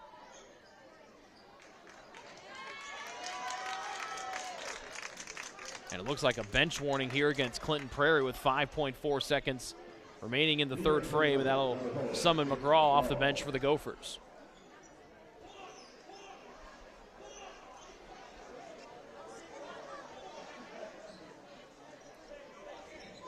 Ryan Harshbarger with 7 of his 12 points here in the third quarter will deal it in.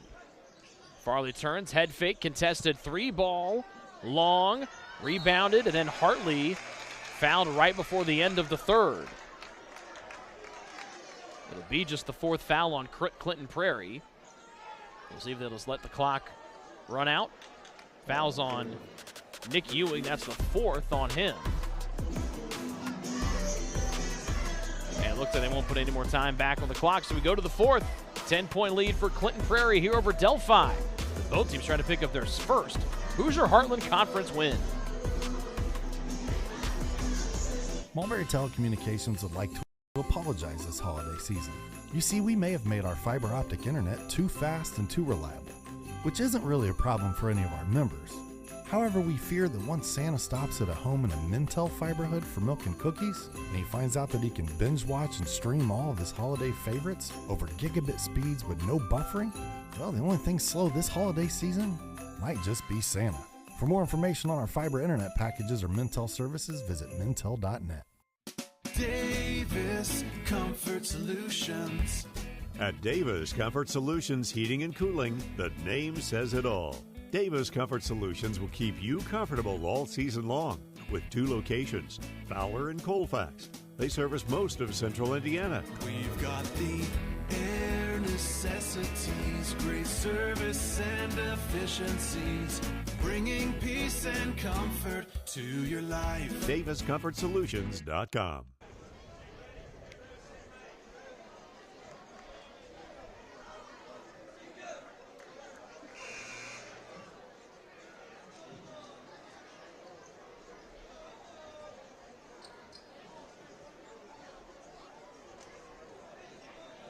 If you need quality work from a qualified company, then look no further than Tornado Roofing. We offer free estimates, financing, and even handle insurance claims. Give us a call at 765-670-6440 or visit tornadoroof.com for more information. Rick Johnston, Jared Thomas, and our great ISC crew with you, Sean Walker, Sam Waugh, and Elijah Mash at the controls of the camera at Clinton Prairie for you tonight. Gophers with the ball to start. They've led the entire way. Their lead was cut down to 5 early part of the second quarter. And a nice spin there from McGraw. Draws the foul on Tessier. That's Zane's first. An early trip to the line for 2 from McGraw. It's the post move, understanding where the defender was getting to and how to counter. And gets to the free throw line once again. McGraw's been spectacular tonight, 18 points. Just the second miss from the free throw line for the Gophers' top man.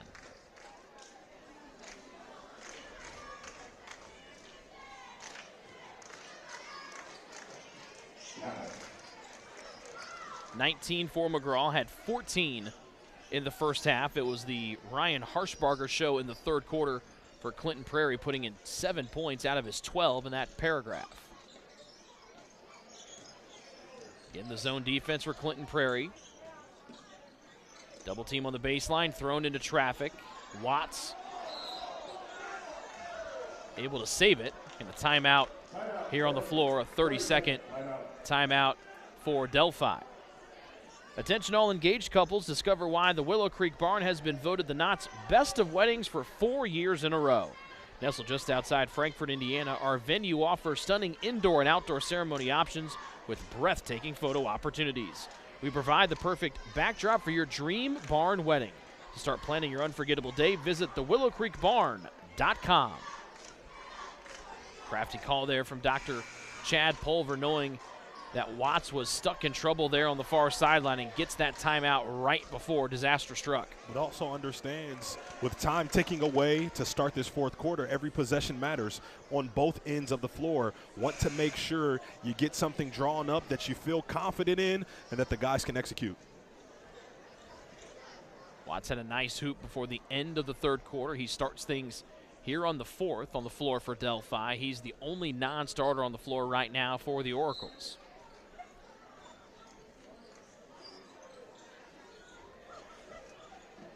McGraw walking all the way back to the backcourt as Clinton Prairie stretches out their defense the farthest it's been all night. Jones, baseline, throws it around two defenders, able to connect with Watts. Down low, Brown has his shot turned away. But the call say it was last touched by Brown, and now we have a consultation. In a block, just like we saw there, I think it would be super tough for it to be deflected off of the Oracles. Nice job from the officials, as you said, consulting one another and making sure they get the call right. That'd be one magic block attempt to block it and then curl it around and have it go off of off your opponent. Nice over-the-shoulder catch by Watts. And McGraw kicked it on the entry pass through the zone, so it'll stick here with Delphi. So much of what Delphi has done offensively has been on par. They just haven't finished at the rim, and they haven't made their free throws.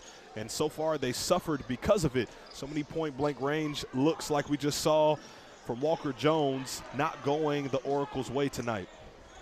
Farley had it poked away from behind. McGraw holding well outside the arc with Hartley defending him.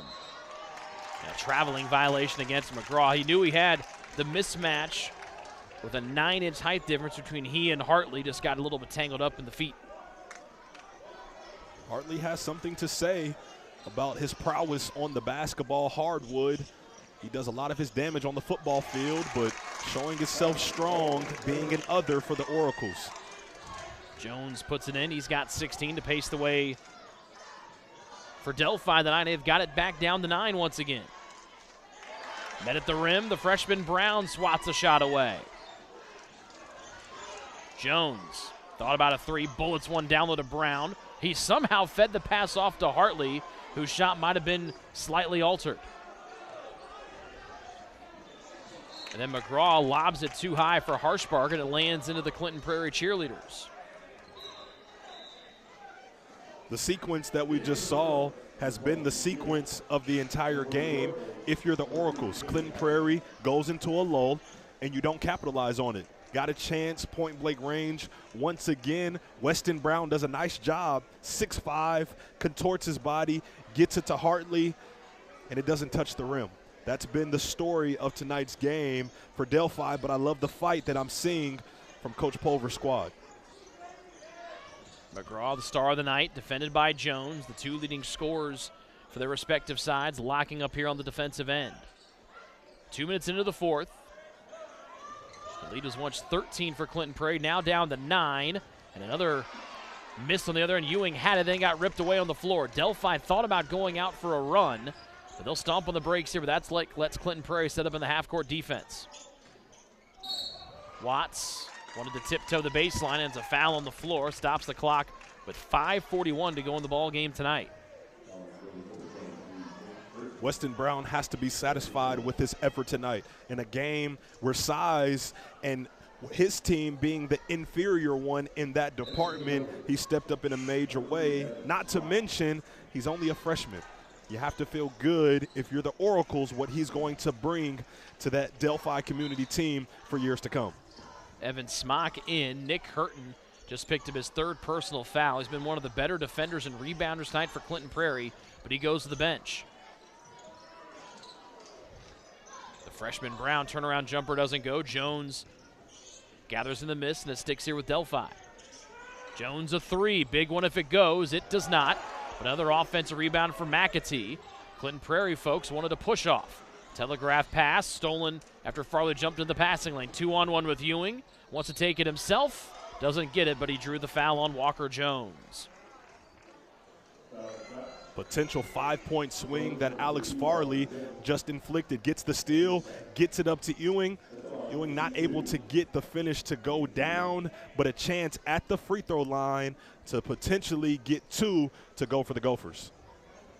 The junior this season, 3 of 4 from the stripe. First one long, and there might be something, Jared, with this hoop on the other end. Delphi had struggled shooting free throws in the first half. Clinton Prairie hasn't had the greatest success on this end of the floor shooting free throws as well. Did someone tighten those rims, and they're Maybe not giving as much as you would like as a shooter? A couple extra turns with a screwdriver trying to put her back in there for some reason. There is something going on with that rim when people try to shoot free throws on it. The 0 for 2 trip for Ewing keeps Delphi within 9 with still plenty of time to go with 5 minutes left to play. Tessier has it knocked out of his hands. As here's Hunter Haynes, the best rebounder on the floor tonight for Clinton Prairie. Checks back in as they really need his length.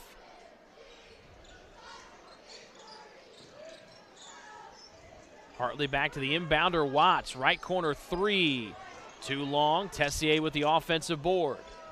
Offensive rebound has been very strong for Delphi here in the fourth quarter. 3-point shot is down for Caden McAtee. That's someone that Coach Pulver says if he has an open look, it's most likely going to go down. He hadn't been able to get them to go his way so far, but in a big way got one to go down. McGraw bully ball on the shorter Hartley on the other end with a pirouetting layup. It was a 6-point hole for Delphi. And Haynes, with that incredible length, comes out and swallows up McAtee. Hartley drives, deflected into row number 1.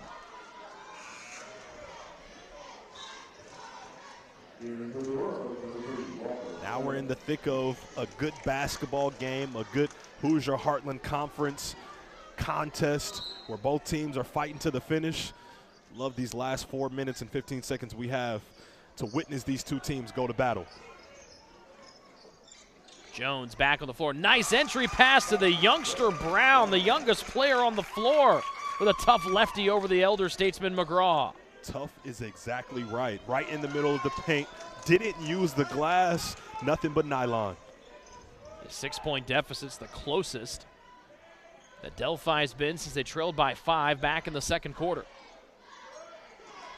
Almost able to get that pass was Watts. McGraw, knowing the clock is his friend, spins, and as he threw the pass into traffic, he got hit on the arm.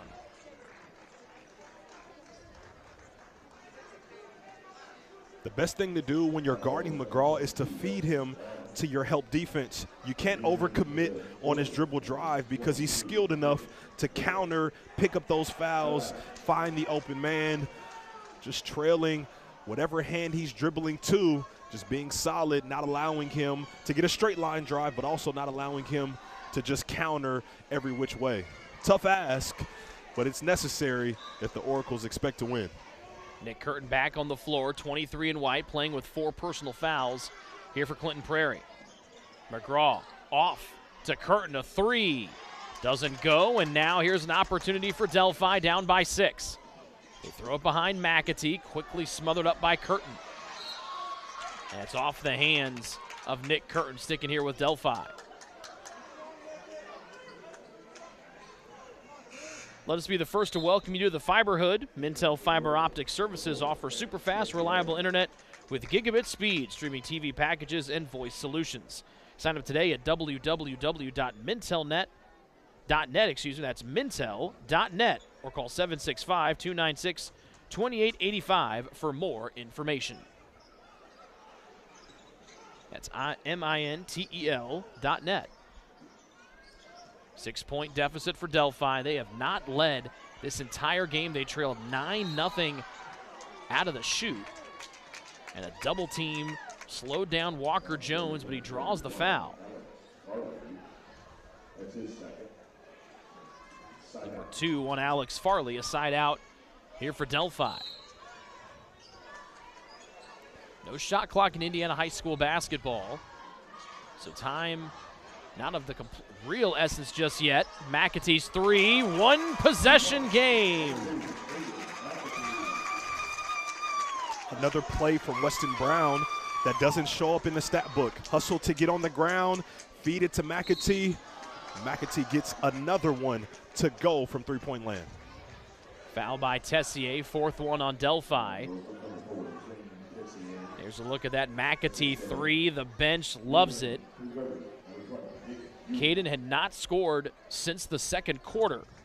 He's got the last 6 here for Delphi, both on triples. I talk about him getting some action last year due to injuries, showing that he can make big shots and score with the best of them. 15 against Carroll, Flora, and then 26 against Winnemac in just the regular season. So he can get it going quick and in a hurry.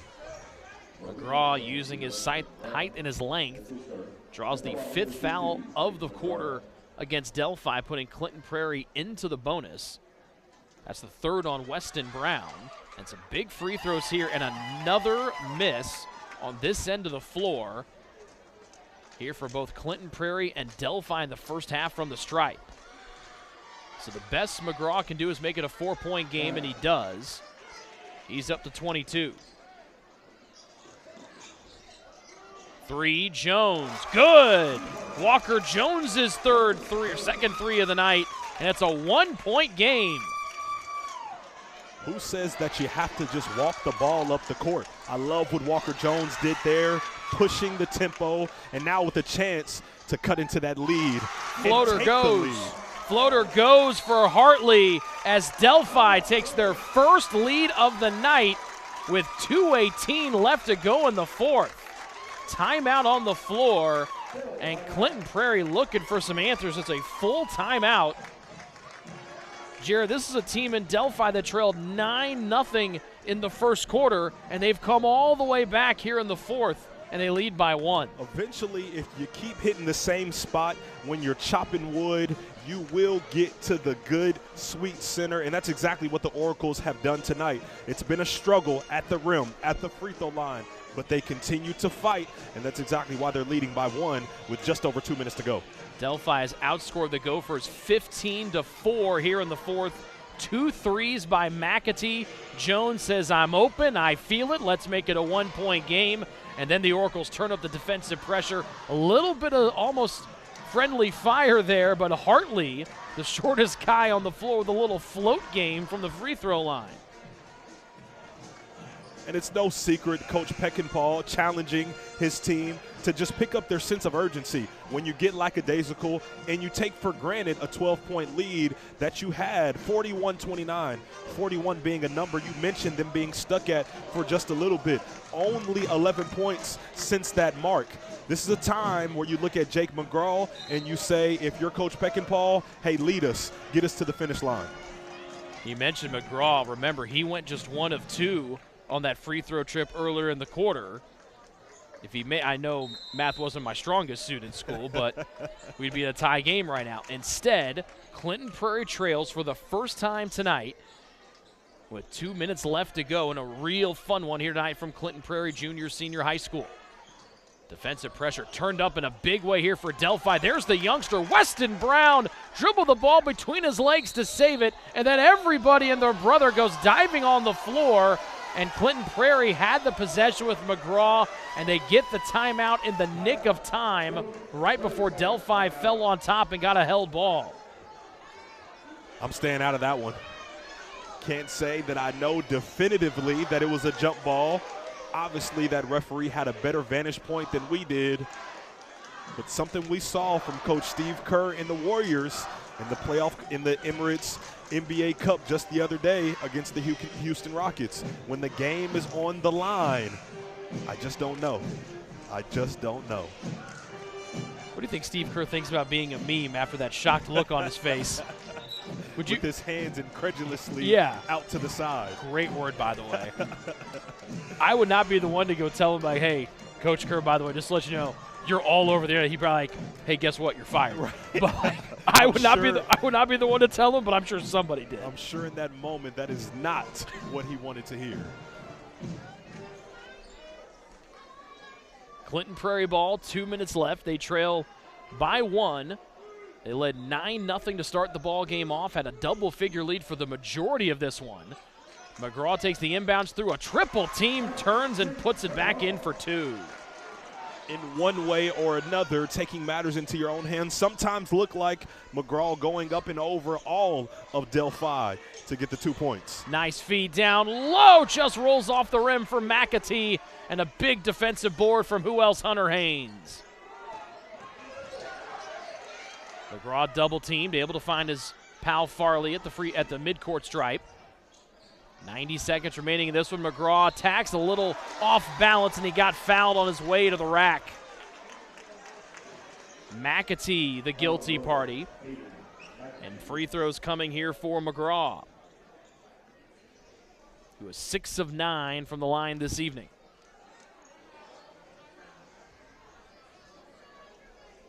And Delphi will take one of their 2 remaining timeouts. At Davis Comfort Solutions, we understand that your comfort is important. That's why our team of highly experienced technicians will strive to be your go-to when it comes to your home, shop, or business's heating and cooling needs. For more info on financing and special offers, visit us online at daviscomfortsolutions.com.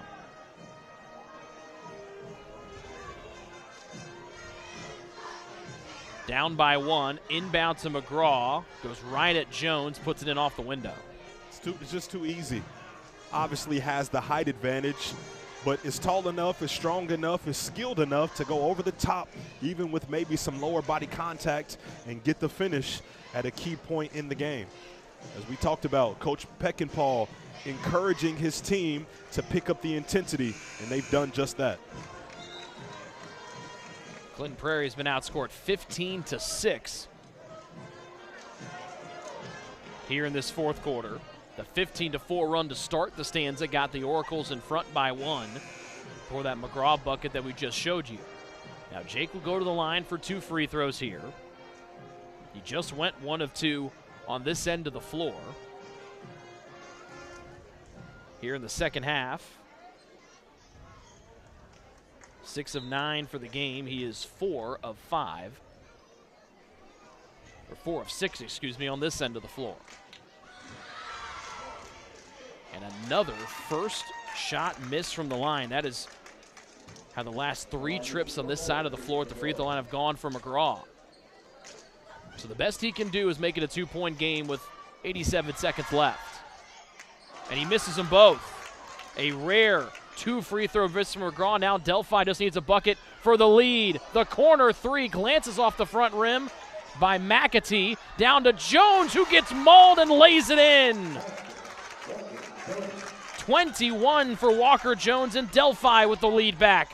McGraw, though, answers on the other end. Just a heavyweight fight to finish this game.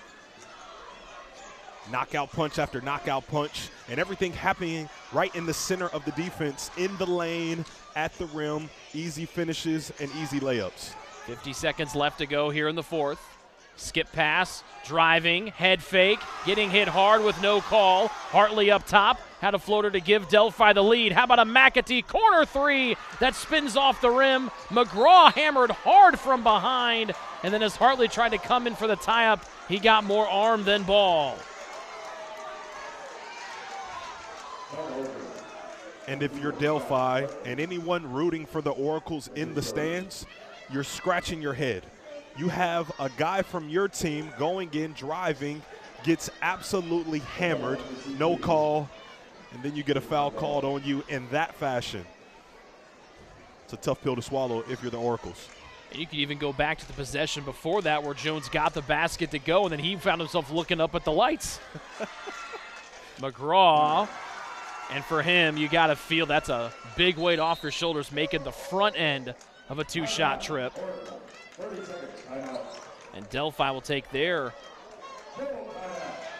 their final timeout of the night, so no timeouts left with 35 and 7/10 of a second left. This game was well in Clinton Prairie's hands for the majority of this one. They led by 12 and 13 points for the bulk of the first 3 quarters. But then that 15-4 run to start the fourth, Delphi found themselves up by 1, and now it's back and forth we go here for the final 2 minutes. Sometimes as high school kids, you can get bored with success, and that's exactly what we saw from Clinton Prairie in this second half. They let the lead slip. It was 10-12, all over the place, numerous runs. But then that one time that they took their eye off of the ultimate prize, that's when Delphi went on the attack. So a huge learning lesson for both teams. For Clinton Prairie, if you have your foot on the gas, it has to remain there. And if you're Delphi, you can't come into a game against a formidable conference opponent and start off sleepwalking, because then you find yourself in a pissing match as the game goes on and you're playing catch up. Been a struggle for Delphi that I remember. They had cut it down to 5 with a really good, strong performance in the second quarter, like we talked about through the majority of the game so far. They just couldn't extend it out. They have played their best basketball tonight, no question about it, here in the fourth quarter during winning time. That's when it matters most. It doesn't matter what you've done any time before the fourth quarter. It's all about how you finish. One more free throw here for McGraw, who has the game-high 27 points. That's 2 above his season average. Trying to make it a 3-point lead for the Gophers. Back iron. So still an opportunity to tie or take the lead if you're Delphi. But it's stolen by Farley. Found Ewing unabated to the other end, but Farley got fouled on the floor well before the Ewing layup was put in. That's the 4th foul on Hartley. And with Clinton Prairie being in the bonus since the 2:44 mark of the 4th, now it's Farley with an opportunity to make it a 2-possession game. To start this game, Alex Farley was the second leading scorer for the Gophers. But tonight, he's been the leading effort giver on the defensive end. 2 big-time steals, 1 in the third quarter to extend the lead. And as we see right now, another one to potentially ice and create that game-winning lead. First free throw of the night for Farley is good. The second one is just like the first. 10 for him tonight. A 4-point Clinton Prairie lead, and they steal it on the other end. Hartley trying to get it away from McGraw. It looked to be Tessier that came in for the foul. And just a little bit, that sand kind of running out of the hourglass here for Delphi in the 4th.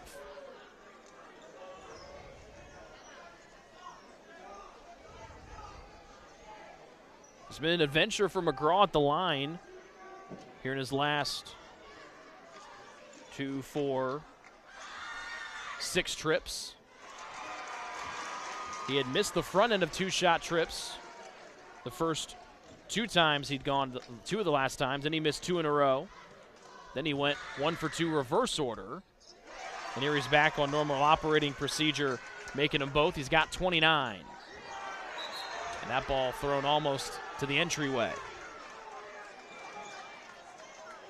One thing I can say when it comes to Jake McGraw at the free throw line, just from the naked eye perspective, anytime that he rushes that free throw routine, it seems to go long and it's not under control. When he stands in, when he takes his time, as we just saw there, he can put him down. So I think it's just a matter of controlling his mind and that routine and be confident to knock him down. He gets it off to Farley with 11 seconds left. As Clinton Prairie plays keep away here. And a gritty effort tonight for Delphi. They had a lead late here in the 4th. But some big defensive stops and a couple of clutch free throws from Clinton Prairie give them their 3rd win of the season, a 61-55 final tonight. Sometimes when you start slow, you have to increase the level of reckless abandon. And that's exactly what Delphi had to do. But sometimes when you get to that point where you've gotten back in the game, you've established no rhythm with some of those things that you would like to see that are fundamentally sound in how you attack the game and how you want to win. Nonetheless, great effort from Clinton Prairie. Jake McGraw is definitely as advertised. He took control of the game in the beginning, in the middle, and in the end. I guess if you want to go anywhere, if you're Clinton Prairie, you just follow Jake McGraw's lead. I will, no doubt about that. Welcome into the Willow Creek Barn post-game show where nature's beauty meets rustic elegance. And I think that's an allusion to who our player of the game will be tonight. That's brought to you by the Frankfort Eagles Clinton County player of the game. Game high 29 to Jake McGraw. He's able to bounce back from those missed free throws in the 4th quarter. Had a couple big defensive stops as well, and he was really good on all ends of the floor tonight. But just how my mind works as an athlete, he had 29 points, but he probably left 35 out there just in missed free throws alone, and it just shows you this is his demeanor the entire game. Never in a rush, always in control, the length, the size. He just attacks you from so many different angles. It was a wonder to watch tonight. He made 2 threes. He struggled tonight from three-point range, going just 2 of 7. And tonight from the free throw line, he went 9 of 15. Big rebounding efforts as well for both Nick Curtin and Hunter Haynes. Leading scorer tonight on the other side for Delphi, 21 from Walker Jones.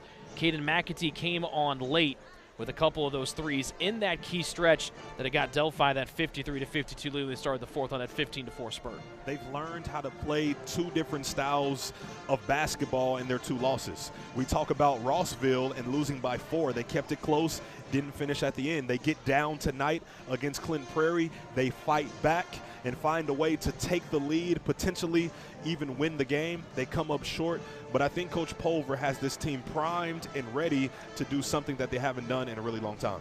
They fall to 2-2 on the year, 0-2 in the Hoosier Heartland Conference. Clinton Prairie moves to 3-1. They are 1-1 in conference play. Thank you so much for tuning in tonight for our great ISC crew. For producer Sean Walker, graphics Sam Waugh, camera was by Elijah Mash. For the great Jared Thomas, my name is Rick Johnson. Thank you so much for tuning in tonight to high school boys basketball presented to you here on the ISC Sports Network. Have a great rest of your weekend. Tonight's game is presented to you in parts by the Frankfurt Eagles. Post 976, they are people helping people. By Day and Ginda Funeral Home, proud supporters of high school athletics in Clinton and Carroll County. By the healthy communities of Clinton County, making the healthy choice the easy choice. By the Farmers Bank, where you don't have to be a farmer to be a farmer. Let's grow. By the Willow Creek Barn, providing a picturesque setting for the barn wedding of your dreams. And by Tornado Roofing, specializing in residential and commercial roofing and repair. Mulberry Telecommunications would like to apologize this holiday season. You see, we may have made our fiber optic internet too fast and too reliable, which isn't really a problem for any of our members. However, we fear that once Santa stops at a home in a Mintel fiberhood for milk and cookies, and he finds out that he can binge watch and stream all of his holiday favorites over gigabit speeds with no buffering, well, the only thing slow this holiday season might just be Santa. For more information on our fiber internet package,